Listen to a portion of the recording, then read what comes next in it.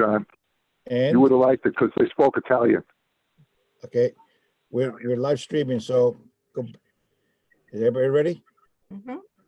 Call the attendance as 1.01. John Lumi is here. Keith Odoms. Keith. Present. Marie Johnson. Here. Peggy Kellen. Here. Mike Lopez, not here. Linda Rappaport, not here. Rob Rubin. Here. Eddie Schleichauer. Present. And Jim Spencer. Present. Please stand for the Pledge of Allegiance. And also have a moment of silence for Myers Corners Assistant Principal Michelle Kaprinski, who passed away yesterday. And on behalf of the Board of Education, I'd like to give my condolences to the entire Myers Corners community, as well as the entire school district. I pledge allegiance Allegiance to the flag of the United States of America and to the republic for which it stands, one nation, under God, indivisible, with liberty and justice for all.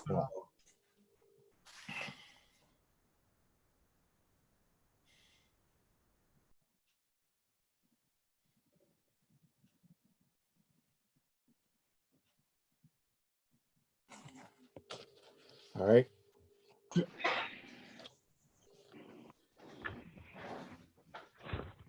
Three point oh one, approval of legal notices for the June 9th, 2020 annual meeting.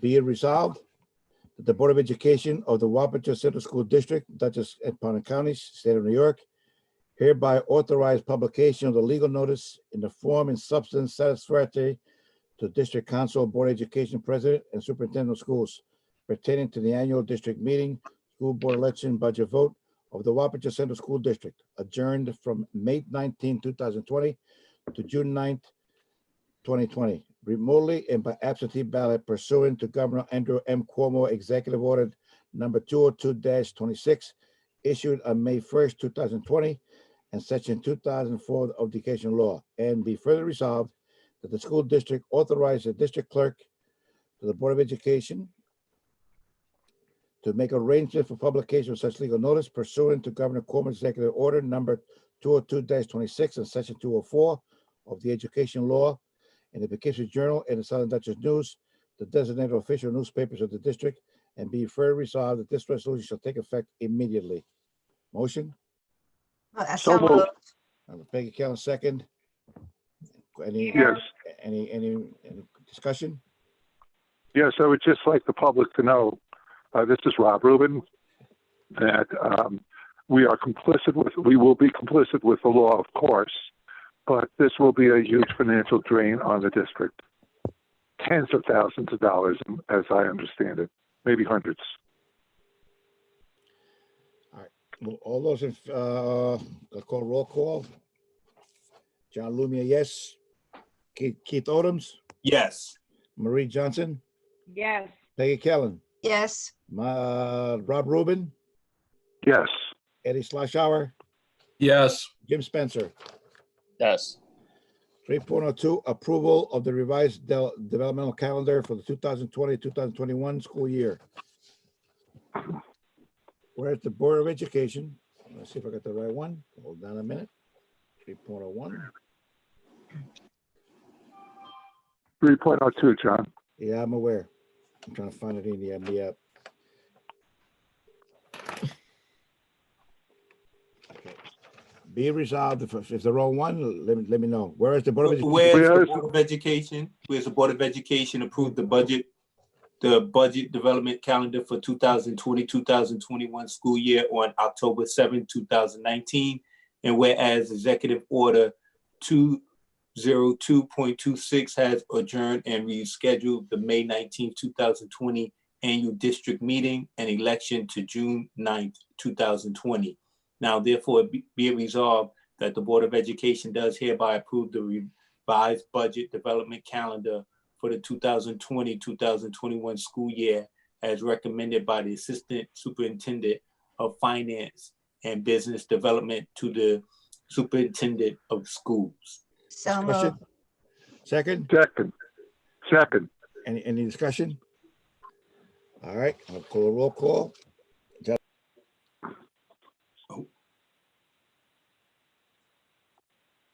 He muted himself.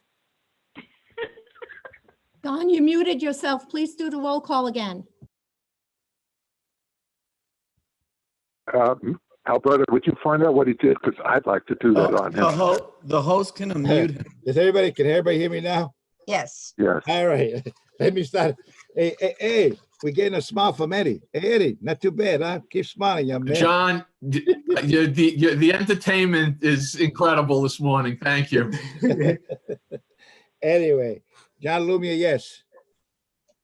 Keith Odums, Yes. Marie Johnson, Yes. Peggy Kellen, Yes. Rob Rubin, Yes.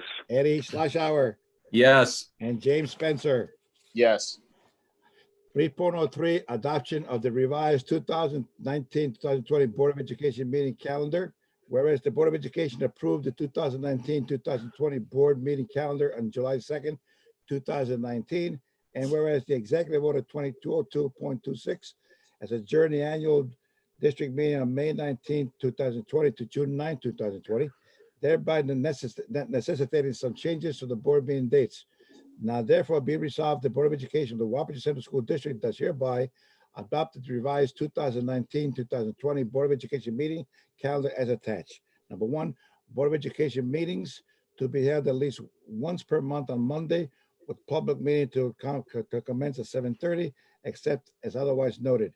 Annual meeting budget / board member election of the qualified voters of the school district shall be held on Tuesday, June 9, 2020, and School Law Book 36th edition, page 141, 14:16 stated, the reorganizational meeting must be held on the first Tuesday in July. If that day is a legal holiday, then the meeting must be held on the first Wednesday in July. Alternative, a school board may, by resolution, decide to hold the annual reorganization meeting at any time during the first 15 days in July. Motion? So moved. Second? Second. Once again, any discussion? Question. Yes, Eddie. I'm going to try to ask the question and not simultaneously answer it like I did last time. Based on the new calendar, we're going to vote on the budget. We approve the budget. We also had some information from the superintendent and Ms. Crandall with regards to potential additional cuts because the governor has not yet made any decisions in what he's doing or not doing.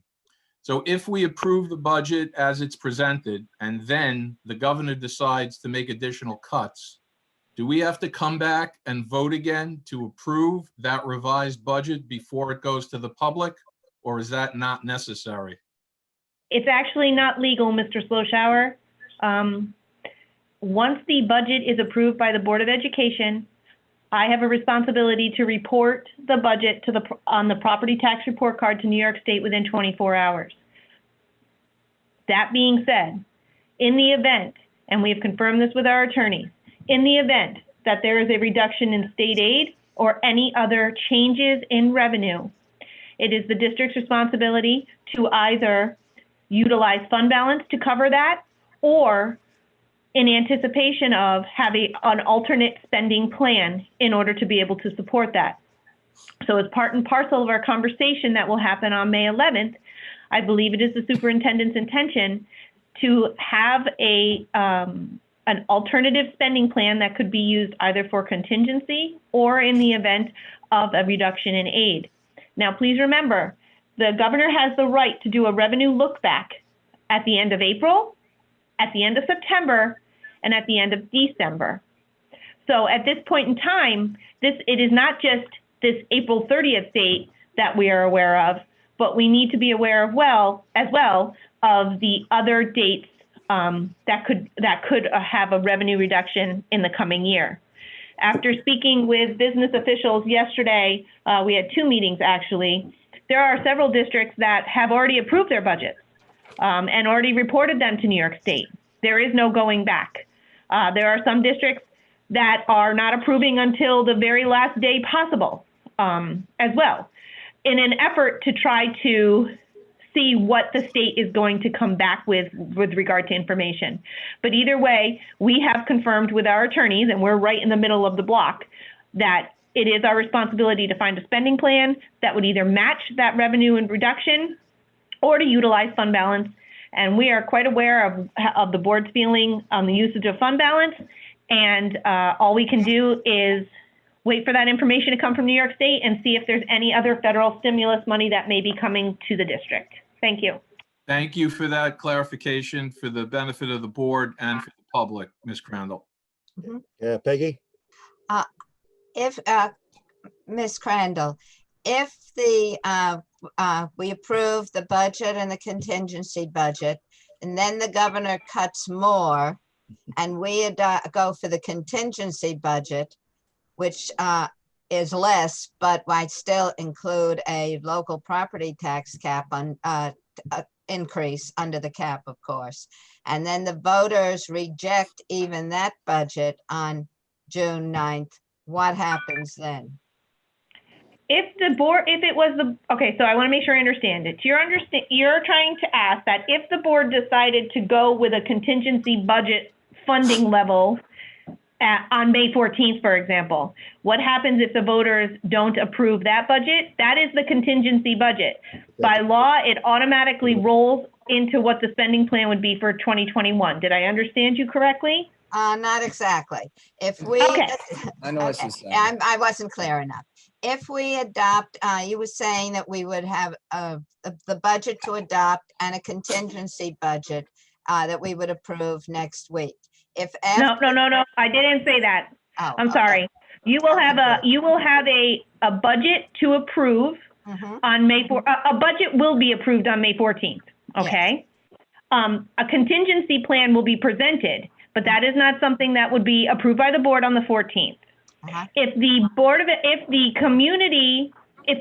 Education's budget, say, is the one that we currently have out and available for the board's review, Mhm. if that is what is approved by the board and rejected by the voters, there is no revote. It would have to go straight to contingency, and it would be the proposed plan that we will share with you. There's no revote. There is no approval. It's here is your contingency budget. This is your spending plan. Now, in addition, by that point in time, we'll know whether or not there's a revenue reduction as of April 30th. So that is the contingency, assuming the same revenue level that we currently have. If the governor comes back with additional reductions, then the school district must come up with alternate mechanisms in order to be able to stay within budgetary, our budgetary balance. Does that make Okay. sense? Yes, that was what I was concerned Right. about. If, Yeah. if we get down to contingency, but there's still more cuts that need to be made, Right. how that happens. Every single So- school district is having that conversation. Every single school district, and I'm assuming superintendents are having the same one. It is absolutely scary out of our minds. So the Oh, worst God, case, Kristen, this sounds like deja vu all over again. Peggy, I think what you were referring to and what Eddie was probably alluding to is the fact that it could have been 0.9 million Yes. or 8.1 million Mhm. or even up to both. And if it's both coming together through contingency and additional state aid, Mhm. then we're looking at an additional $15 million. Yeah. Oh, that's the scariest reality that everyone's just holding on to their seats to. I think that was more or less the question that you were asking Mhm. Yes. of looking at, the I'd like to whole make idea. I'd like to make a comment, if you don't mind. If that happens, it will decimate education as we know it. Mhm. Mhm. So I sincerely hope that the community realizes the consequences of going to contingency. And I hope they realize the importance of maintaining the programs that we have. Mhm. So, John and Peggy, you and I have been on the board long enough. This is like deja vu all over again. Mhm. any other comments? Yep. Any other comments? None. Okay. Yes, Oh, yes. Peggy does, Peggy. Peggy? Okay, that was- another concern is if we reopen in September and have to do the kind of social distancing that has been suggested, it seems as though that would be a huge additional cost in bus runs, additional teachers to smaller classes. I can't, is there any consideration on the part of any direction from the state on how we could possibly meet these additional costs if that happens? Well, we had I a have meeting. not seen, oh, sorry, go ahead. We had a meeting with Molinaro yesterday, Executive Officer Molinaro. So I have already started the weekly memo review yesterday. And I was really taking notes and to make sure that I would provide the board with as much information from what he knows from the governor and what the anticipation is. As of right now, one of the things I wrote in the weekly memo review, which is we need guidance as school districts to determine what that means. Spack and Kill having to open up in September is not the same as Wappingers having to open up in September. So there's a significant difference, even to the point now where after May 15th, there will be more direction coming from the state regarding alternate ways to provide a commencement ceremony.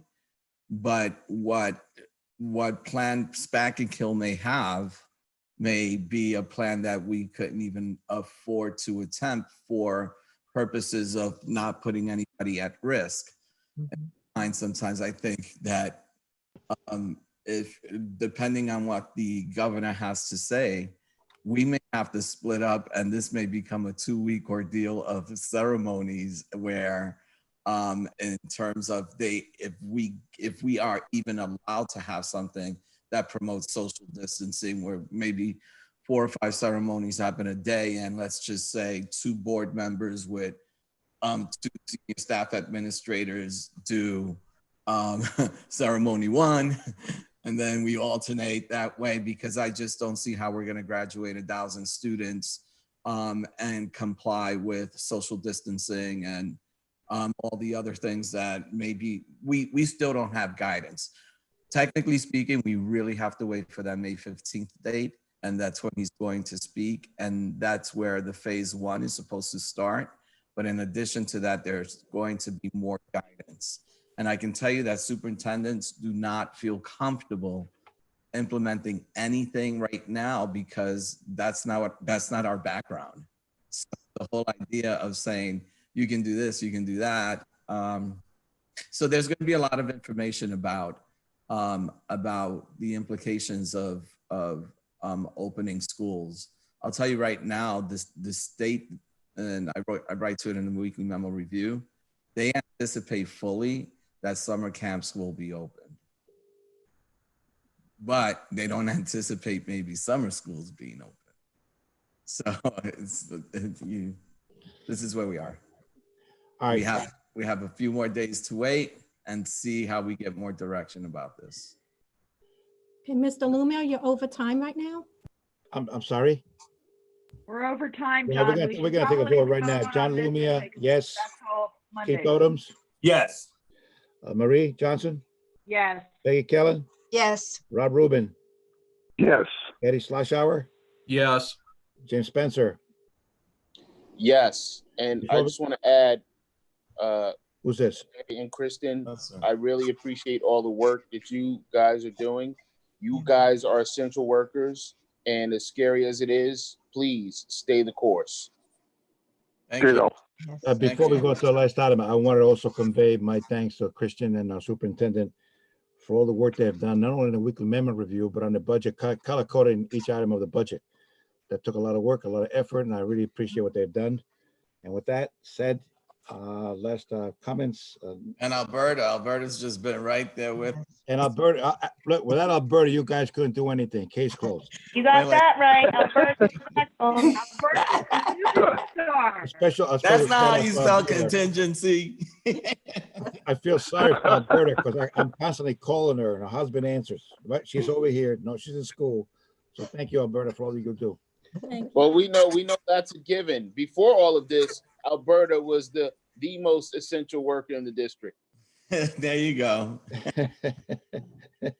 All right, It's a true balancing act. 4.01 comments from the public. Alberta, are there any comments from the public? Yes, we have some comments which I'll read for the board. Okay, First one's from Cheryl Meggett. Her comment is, our high school seniors deserve closure to their 13 years of public education. They are grieving the loss of their senior milestones and the last moments of time with classmates. Please use whatever creativity you have to give them a capstone moment for their graduation. Work within whatever safety guidelines the state had in place at the time, but please give them their moment. None of them asked to experience this loss of what is one of life's major milestones. End of her comment. any other comments? Yes. Go ahead. Next comment is from Tanya. What are the plans for prom graduation? We keep hearing there are plans, but no ideas are being shared. Will there be a poll so students and parents can choose and narrow it down to the top 5? Is there a spreadsheet of ideas that are being considered? Ideas that were denied and why? That's the end of her comment. Okay. Next. Number 3 is from Tanya. Not sure if this is the same person. How do we get access to this link before the day of the meeting? 20 minutes. I'm sorry, Alberta, how do we get access to what? She says access to this link before the day Oh, of okay. meeting. 20 minutes before the meeting is not enough time. Can the district send emails to parents sooner? Okay. We have another comment. Jen Columbos, please consider giving our seniors as close to a traditional graduation as they can have. They have lost so much this year. An outdoor option with only parents and siblings in attendance with a live stream option is a good option. Thank you. Next. And the last comment, Gladys Justiniano. Our seniors deserve a graduation. They have worked so hard for this. This is a milestone that cannot be dismissed as it will have a long-term effect. Please do not shatter their dreams of wearing that cap and gown and receiving that diploma in front of their family and friends. That's the end of the comments today. Thank you, Alberta. 5.01, board members may request additional to the agenda. Any addition to the agenda? Seeing none, I'll make a motion to adjourn the meeting. Motion to adjourn. Second, Second. Marie, John Lumia, yes. Keith Odoms, Yes. Marie Johnson, Yes. Peggy Kellen, Yes. Rob Rubin, Yes. Eddie Slashauer, Yes. James Spencer. Yes. All right, with that in mind, have a good day and stay safe. Stay All right, healthy. goodbye, everybody. folks. Yes. Keith? You So too. long. Take